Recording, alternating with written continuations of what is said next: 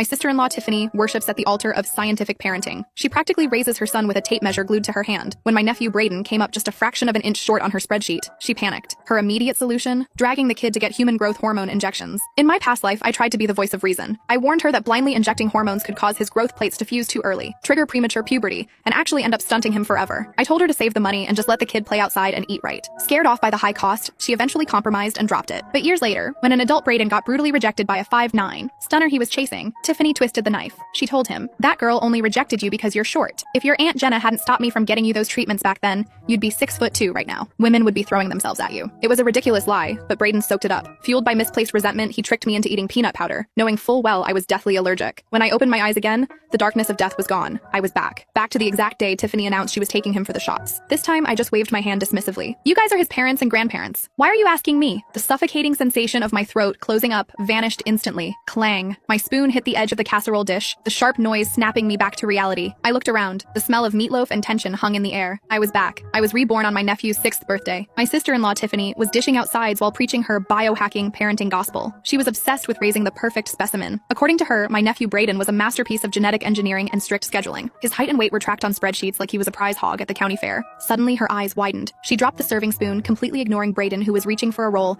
and practically ripped the shirt off the poor kid's back. She whipped out a thick leather notebook and a tape measure. She started measuring him right there at the dinner table. My parents watched their shivering grandson with pity, but didn't dare say a word. They just forced awkward smiles and praised Tiffany for being such a dedicated mom. Tiffany let out a sharp manic laugh, tapping her pen against the notebook. Weight is easy to control with fasting, but height? That's the tricky bitch. He's exactly 6 today, and according to the new elite percentiles, he's short by 0.04 inches. No way, this is a slap in my face. She looked up, her eyes gleaming with a terrifying resolve. Good thing I've got a backup plan. A friend at the club recommended a wellness doctor who prescribes HGH, human growth hormone. As soon as we finish eating, I'm taking him to get his first shot. Usually she just starved him or force-fed him to match a graph. But injecting hormones? My parents shifted uncomfortably in their chairs. They were old school. They knew messing with hormones wasn't like taking a vitamin gummy. What if they broke their precious grandson? But being the spineless cowards they were, they didn't dare confront Tiffany. They looked at my brother Kyle, who was stuffing his face, pretending to be deaf. So naturally, they turned their desperate eyes to me. "Jenna," Mom started, her voice wavering. "You're smart. Your dad and I don't get this science stuff. Is it safe to inject that junk? Won't there be side effects?" As soon as Mom spoke, Tiffany's head snapped toward me, her gaze predatory. "Yeah, Jenna. Tell Mom and Dad.